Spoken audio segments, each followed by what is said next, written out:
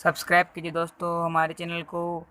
Notification पाने के लिए बेल आइकन को प्रेस कीजिए। नमस्कार। अपन प्रत्यय की क्लास पढ़ रहे थे।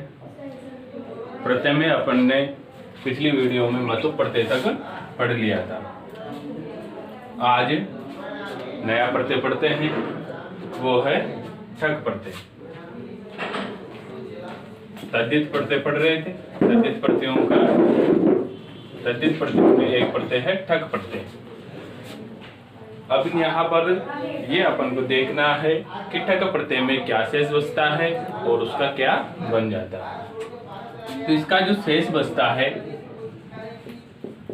शेष बचेगा ठ। क्या बचेगा? ठ। इस ठ का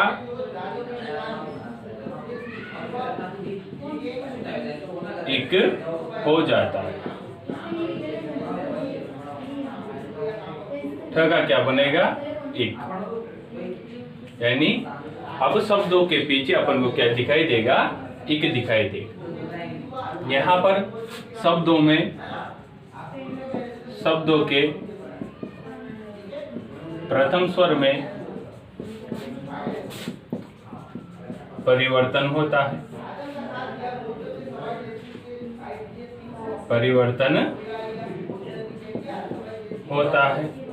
वो परिवर्तन क्या होगा?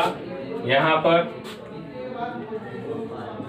अगर शब्द का प्रथम स्वर अ है तो वो आ में बदल जाएगा। ई, बड़ी ई या छोटा ए हो तो वो ए में बदल जाएगा। ऊ, बड़ा ऊ और छोटा ओ हो तो वो औ में बदल जाएगा। कहने का मतलब है कि शब्द की वृद्धि हो जाएगी। क्या हो जाएगी? वृद्धि। शब्द की वृद्धि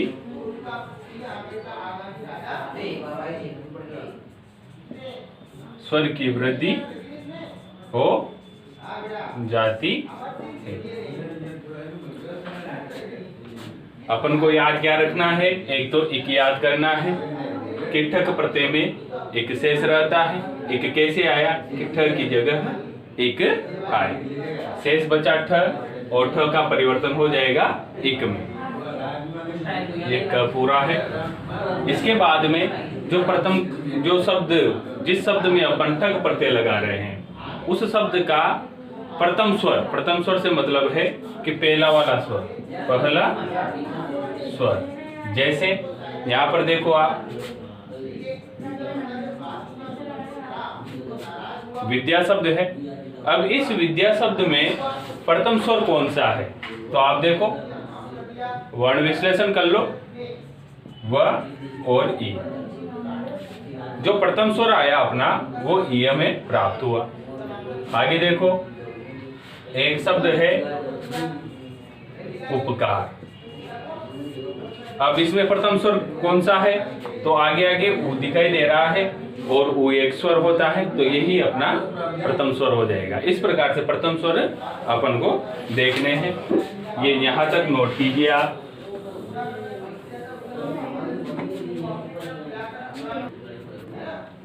जैसे एक शब्द है अपना समाज। अभी समाज शब्द में ठक प्रत्यय जोड़ने पर शब्द क्या बनेगा? ठक प्रत्यय जोड़ा। अब ठक प्रत्यय जोड़ने पर शब्द क्या बना? अब देखो यहाँ पर ठक का क्या बन रहा था? एक। क्या बन रहा था? एक। ये विशेष तौर से आप ध्यान रखना, ठक का क्या बनेगा? एक बनेगा। आगे समाज है। इसके साथ अपन ने कहा कि जैसे ही ठक प्रत्यय जुड़ता है तो फिर समाज शब्द में जो प्रथम शब्द है उसकी वृद्धि हो जाएगी। तो यहाँ पर प्रथम स्वर देखो, स में क्या मिला हुआ है? अ। तो अ किस में बदल जाएगा? आ में बदल जाएगा। तो यहाँ पर हो जाएगा समाज प्लस एक। मिला करके देखो, सामाजिक। आपसे पूछा जाए सामाजिक शब्द में कौन सा प्रत्यय है तो फिर वहां पर करना आप ठक प्रत्यय है। यहाँ पर इक दिखाई देगा, ये ई और क। ठक प्रत्यय का जो शेष रहता है वही शब्दों में दिखाई देगा। इसके बाद में एक शब्द है वेद का तो देख लिया, अब ओ का देख लेते हैं। एक शब्द है वेद। अगर वेद शब्द में ठक प्रत्यय जुड़ा, ठक का इक हुआ और जो ये प्रथम स्वर है ए, ये प्रथम स्वर है ए, इसका क्या बन जाएगा? बड़ा ए।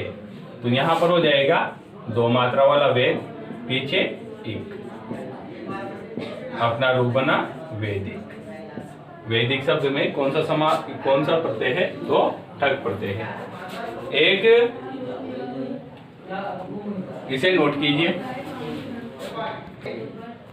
अब देखिए अगला शब्द है अपने पास उद्योग।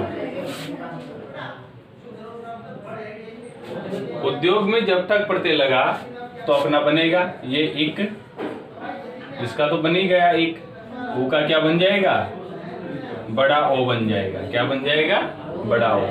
फिर उद्योग मिला करके लिखने पर औद्योगिक, ये बना। औषधि है,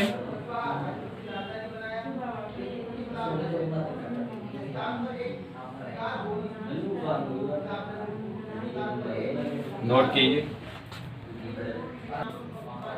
ठक प्रत्यय के बाद में अपन एक साथ दो प्रत्यय पढ़ते हैं, एक तो इनी और एक ठन।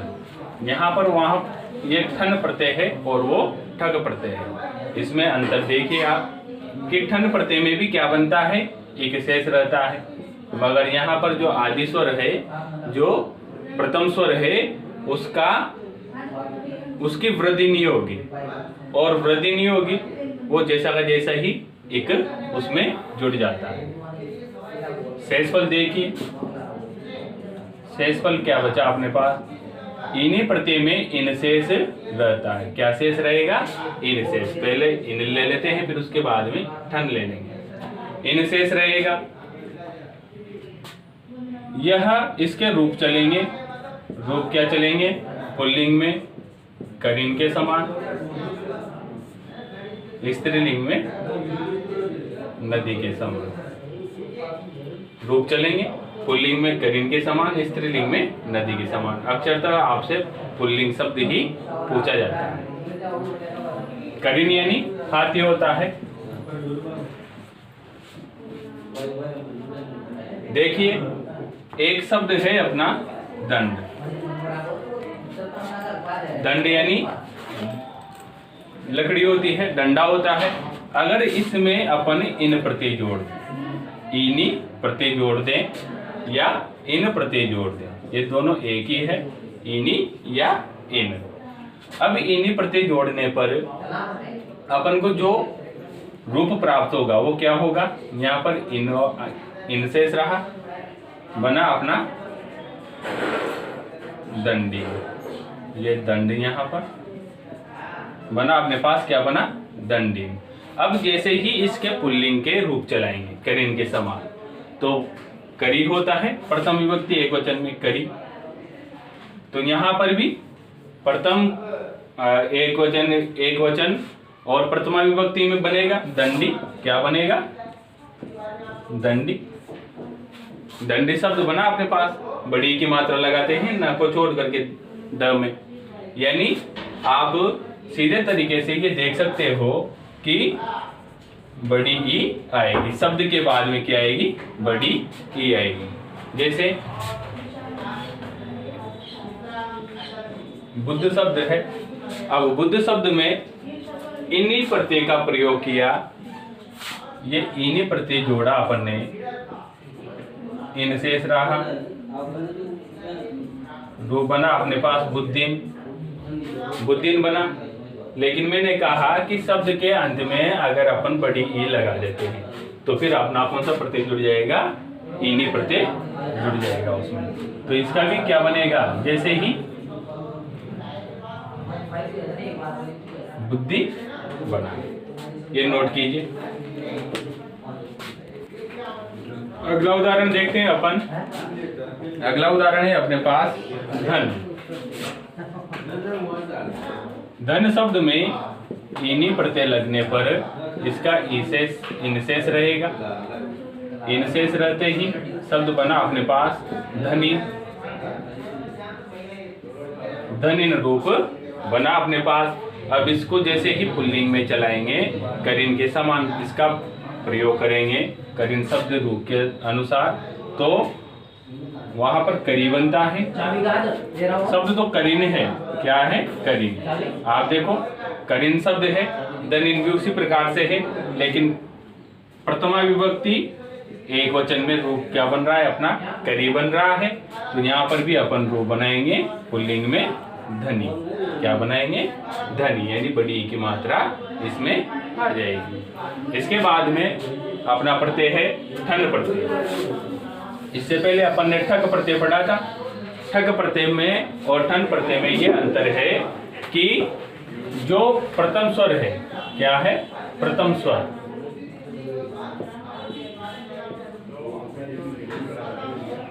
ठग प्रत्यय में प्रथम स्वर की वृद्धि होती है, और जब इस प्रत्यय को पढ़ेंगे अपन पढ़ रहे हैं तो इसमें वृद्धि नहीं होगी।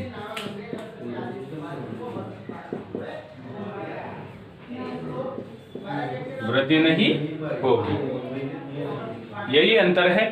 ठन प्रत्यय का शेषफल क्या बनेगा बचेगा, शेषफल ठ बचेगा। अब ठ बचते ही ठ किस में बदल जाएगा, इक में बदल जाएगा। ठ किस में बदलेगा, इक में। अब जैसे यही शब्द ले ले अपन दंड। अब दंड शब्द में इक प्रत्यय लगा, इक क्या, यह ठन प्रत्यय लगा। ठन प्रत्यय लगते ही ठन का ठ शेष रहा और ठ किस में बदल गया, इक में। यानी अपन को अब शब्द के पीछे क्या दिखाई देगा, एक। इक लगाते ही दंडिक रोवा, क्या बना अपना दंडिक। दंडिक बन गया, पुल्लिंग में चलाते ही विसर्ग हो जाएगा, यानी दंडिक। दंडिक शब्द बना। इसके बाद में धन शब्द है। इस धन शब्द में भी अपन ठक प्रत्यय लगाते हैं। ठक प्रत्यय लगाते ही एक बचा, ठक का ठन का क्या बचा, एक। ठन प्रत्यय लगाया, एक बचा। मिलाकर के देखो, धनिक रूप चलाते ही विसर्ग लगाना है, सु प्रत्यय लगेगा इसमें। जैसे ही रूप चलाया विसर्ग लगी और अपना शब्द बना धनिक। क्या बना, धनिक। अगर मान लो इस धन शब्द में अपन ठक प्रत्यय लगा दें, ये ठन की जगह अगर ठक प्रत्यय लगा दें, ठक प्रत्यय लगे, तो फिर यहाँ पर जो प्रथम स्वर है इसकी वृद्धि हो जाएगी और अपना बनेगा धानिक। जो धानिक एक कोई शब्द होता ही नहीं है, अशुद्ध है। इसीलिए कुछ शब्दों में ठक की जगह क्या लगता है, ठन प्रत्यय लगता है। शेषफल दोनों में इक रहेगा, शेषफल दोनों में इक रहेगा।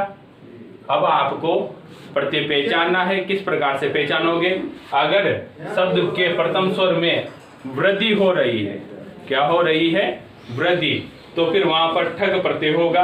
अगर शब्द के प्रथम स्वर में वृद्धि नहीं हो रही है तो फिर वहां पर ठन प्रत्यय रहेगा। यही अंतर है। आपके तद्धित प्रत्यय पूरे हो चुके हैं। इसके बाद में एक प्रत्यय आपके टाप प्रत्यय दे रखा है, स्त्री प्रत्ययों में उसे पढ़ते हैं। इसे नोट कीजिए।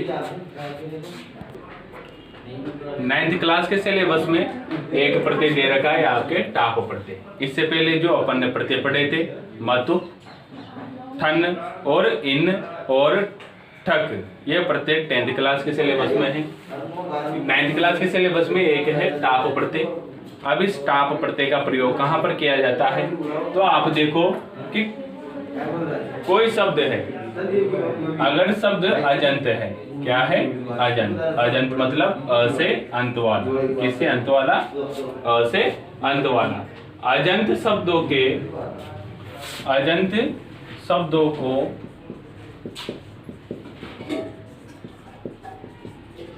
स्त्रीलिंग बनाने के लिए स्त्रीलिंग बनाने के लिए टाप प्रत्यय जोड़ा जाता है।